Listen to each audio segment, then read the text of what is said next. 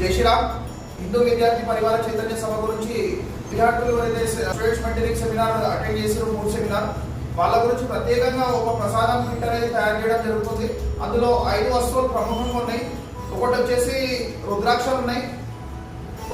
పశుపతినాథ్ దగ్గరికి రావడం జరిగింది. దక్షిణామూర్తి ఒక ఫోటో, దాని వెనకాల దక్షిణామూర్తి ఒక శ్లోకము మంత్రం ఉంది.